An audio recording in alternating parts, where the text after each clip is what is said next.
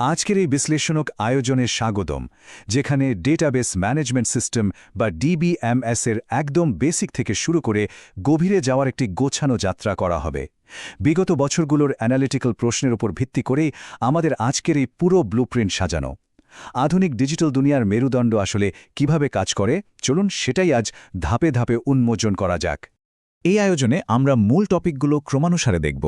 শুরুতেই থাকছে ডিবিএমএস এর মূল ধারণা, এরপর এন্টিটি, রিলেশনশিপ এবং কিজ, তারপর নর্মালাইজেশন, এসকিউএল বা এসকিউএল এবং সবশেষে অ্যাসিড প্রপার্টিজ ও ট্রানজ্যাকশন, অর্থাৎ কিভাবে একটি ডেটাবেস ডিজাইন থেকে শুরু করে সিকিউরিটি পর্যন্ত পৌঁছায় তার পুরো রোডম্যাপ আমরা আজ কভার করব। তো চলুন আমাদের প্রথম পর্ব অর্থাৎ ডিবিএমএস এর মূল ধারণা দিয়েই শুরু করা যাক। ডেটা তো আজকাল সব জায়গাতেই আছে, তাই না? কিন্তু এই বিশাল ডেটা সামলানোর জন্য একটি ডেটাবেস ম্যানেজমেন্ট সিস্টেম আসলে কি ম্যাজিক করে? দশকের পর দশক ধরে আসা অ্যানালিটিক্যাল প্রশ্নগুলো ঘাঁটলে দেখা যায় এই সিস্টেমের আসল কাজটা পরিষ্কারভাবে বোঝা সবচেয়ে জরুরি। খুব সহজ কথায় যদি বলি, ডিবিএমএস হলো মূলত একটি ডিজিটাল সেতু। এটি তৈরি করা হয়েছে ডেটাকে খুব দক্ষতার সাথে স্টোর, মডিফাই এবং রিট্রিভ করার জন্য। এটি ইউজার অ্যাপ্লিকেশন এবং মূল ডেটাবেসের মধ্যে একটি ইন্টারফেস হিসাবে কাজ করে, যাতে ডেটা আদান-প্রদান একদম স্মুথ আর নিরাপদে হয়। পুরনো ফাইল ভিত্তিক সিস্টেম থেকে সরে আসার প্রধান কারণটি কিন্তু খুবই বাস্তবিক। একটু ভাবুন, পুরনো সিস্টেমে কারো একটি সাধারণ ঠিকানা পরিবর্তন করতে গেলে হয়তো 10টি আলাদা ফাইলে তা আপডেট করতে হতো, যাকে আমরা বলি ডেটা রিডান্ডেন্সি বা ডেটার পুনরাবৃত্তি। কিন্তু ডিবিএমএস এসে এই অসামঞ্জস্যতা জাদুর মতো দূর করে দেয় এবং সেন্ট্রাল কন্ট্রোলের মাধ্যমে ডেটার ইন্টিগ্রিটি বা অখণ্ডতা কঠোরভাবে বজায় রাখে। এবার আমরা দ্বিতীয় পর্বে চলে যাচ্ছি, যেখানে থাকছে এন্টিটি, রিলেশনশিপ এবং কি বা কিজ নিয়ে আলোচনা। বাস্তব জগতের ডেটাকে একটি থিওরিটিক্যাল ব্লুপ্রিন্টে কিভাবে ম্যাপ করা হয় সেটা বোঝাটা সত্যিই দারুণ ইন্টারেস্টিং। ডেটাবেসের ওভারঅল লজিক্যাল স্কিমা ডিফাইন করার জন্য ইআর বা এন্টিটি রিলেশনশিপ ডায়াগ্রাম একদম অপরিহার্য। এটি একটি টপ ডাউন অ্যাপ্রোচ, যেখানে এন্টিটি দিয়ে বিভিন্ন অবজেক্ট বা টেবিল বোঝানো হয়। যেমন ধরুন, একটি বিশ্ববিদ্যালয়ে স্টুডেন্ট বা কোর্স হলো একটি এন্টিটি। এরা একে অপরের সাথে কিভাবে সম্পর্কিত, ঠিক সেই লজিকটাই এখানে খুব সুন্দরভাবে সাজানো থাকে। এখন এই এন্টিটিগুলোকে আলাদাভাবে তো চিনতে হবে, রাইট? এর জন্যই প্রতিটি টেবিলে অবশ্যই একটি প্রাইমারি কি জেনারেট করতে হয়। এটি হলো যে কোনো রেকর্ডের চূড়ান্ত ইউনিক আইডেন্টিফায়ার। যেমন একটি বিশ্ববিদ্যালয়ের স্টুডেন্ট আইডি। একই ক্লাসে দুজনের নাম এক হতেই পারে, কিন্তু তাদের আইডি হবে সম্পূর্ণ আলাদা বা ইউনিক। আর সবচেয়ে ইম্পর্ট্যান্ট রুল হলো এই ভ্যালু কখনোই নাল বা ফাঁকা হতে পারবে না। আর বিভিন্ন টেবিলকে কানেক্ট করার কাজটা করে ফরেন কি। ধরুন, একটি মেনি টু মেনি রিলেশনশিপে একজন স্টুডেন্টকে একটি নির্দিষ্ট ক্লাসের সাথে যুক্ত করতে হবে, তখন এই ফরেন কি অন্য টেবিলের প্রাইমারি কিকে রেফারেন্স হিসাবে টেনে আনে। ডেটার কঠোর অখণ্ডতা ধরে রাখার জন্যই এর এত কদর, যাতে ভুল করেও এমন কোনো ক্লাসে কাউকে এনরোল করানো না হয় যার আসলে কোনো অস্তিত্বই নেই।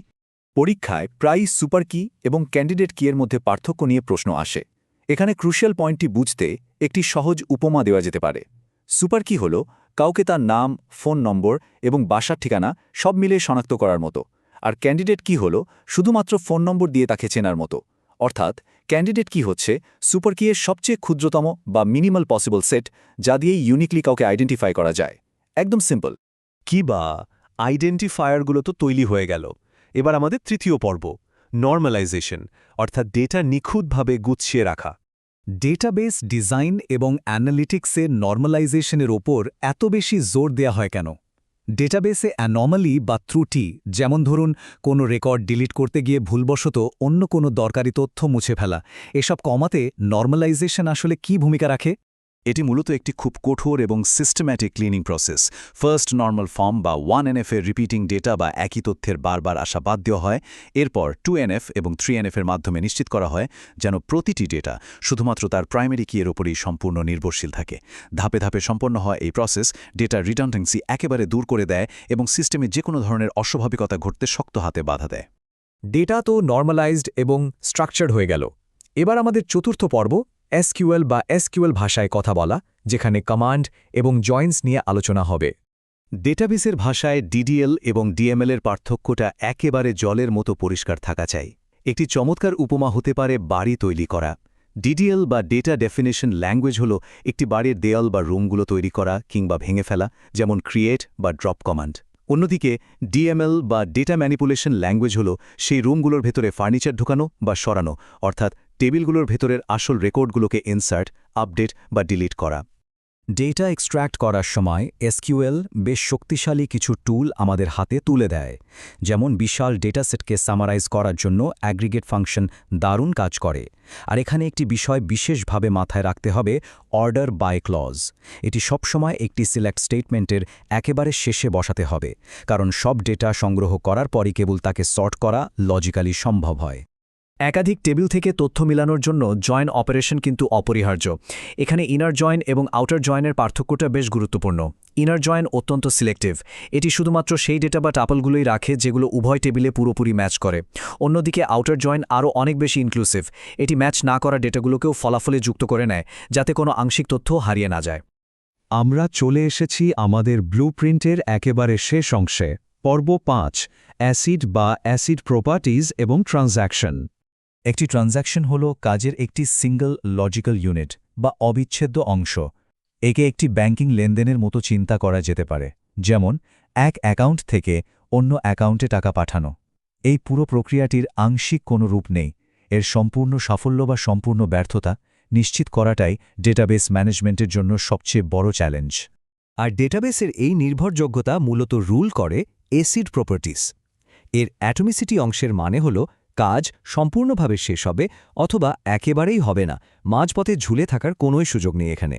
এর পাশাপাশি কনসিস্টেন্সি, আইসোলেশন এবং ডিউরেবিলিটি নিশ্চিত করে যে যদি কখনো পাওয়ার ফেলিয়ার হয় বা সিস্টেম ক্র্যাশও করে, তবুও প্রতিটি লেনদেনের ডেটা যেন একদম নিখুঁত এবং সুরক্ষিত থাকে। এই নিয়মগুলো কার্যকর করার জন্য ডেটাবেস অ্যাডমিনিস্ট্রেটররা দুটি প্রধান কমান্ড ব্যবহার করেন। ট্রানজ্যাকশনগুলোকে স্থায়ীভাবে সেভ করতে কমিট কমান্ড ব্যবহৃত হয়, যা অনেকটা কম্পিউটারে কোনো ফাইল পার্মানেন্টলি সেভ করার মতো। আর যদি কোনো এরর বা ত্রুটি দেখা দেয়, তখন ডেটাবেসকে আবার আগের নিরাপদ অবস্থায় ফিরিয়ে নিতে রোলব্যাক কমান্ড ব্যবহার করা হয়। ঠিক যেমন কোনো ভুল এড়াতে আমরা আন্ডু বাটনে ক্লিক করে থাকি। আমাদের আজকের এই বিশ্লেষণমূলক আলোচনাটি যখন শেষের পথে, তখন একটি দারুণ প্রশ্ন চিন্তার উদ্রেক করে। যখন ক্লাউড কম্পিউটিং এবং আধুনিক গ্লোবাল ডিস্ট্রিবিউটেড ডেটাবেস নিয়ে কাজ করা হবে, তখন ডেটা ইন্টিগ্রিটির এই কঠোর নিয়মগুলো কিভাবে নিজেদের মানিয়ে নেবে?